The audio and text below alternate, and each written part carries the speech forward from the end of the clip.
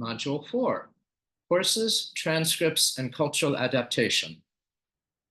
Another aspect of translating and interpreting involves what to do when the project originates as an online course, a movie, a corporate video, or an audio file.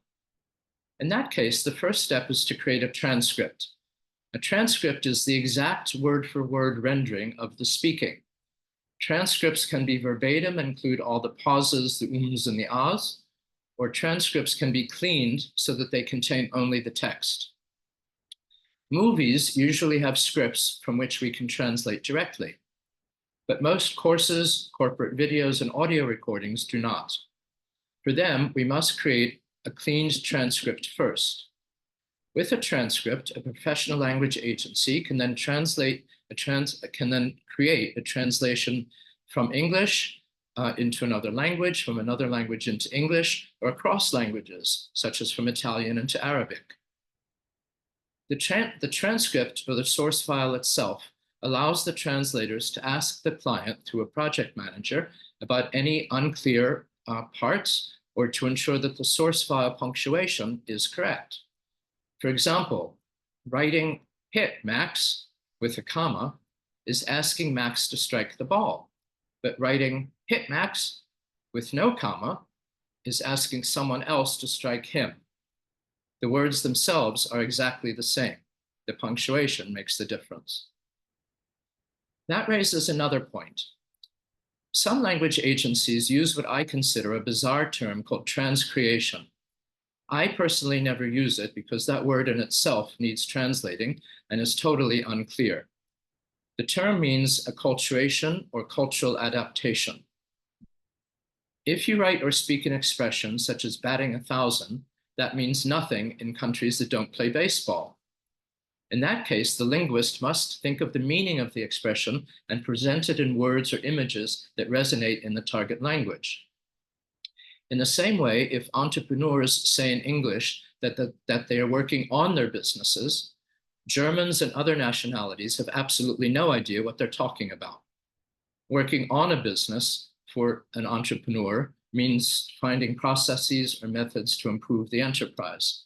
And other languages, again, have no way to express that concept without translating the nuance directly.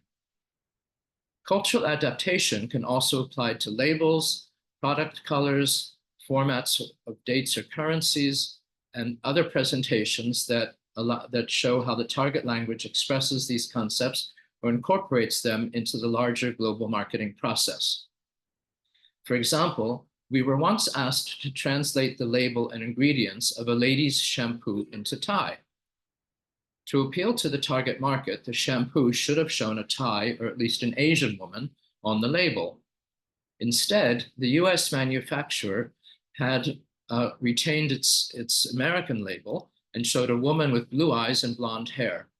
And frankly, no Thai women are natural blondes. No matter how expert our translation would have been, or was actually, the blonde label would have doomed the product's success. Again, most aspects of cultural adaptation are not done correctly by AI solutions alone and do rely on the input of human professional linguists. In most high-end retailing, the general assumption is that the customer is always right. And our business also, the customer is always right, except when he or she isn't. Another example of acculturation was a Mississippi firm that made conveyor belts to take ore or minerals from the bottom of a mine to the top. The company sent us a brochure in English, which basically said, "Our firm is absolutely the best in the world at what we do, and no one else anywhere comes close to matching our excellent quality, service, or decades of expertise." The style of writing may sound very familiar to Americans, and frankly is very American. We are superior to everyone else, and we Americans know best what to do and how to do it. The problem is that this client wanted its brochure translated into French, German, and Russian, and other languages. And to Europeans, this kind of American swaggering appears very boastful, very arrogant, and in short, is a total turnoff.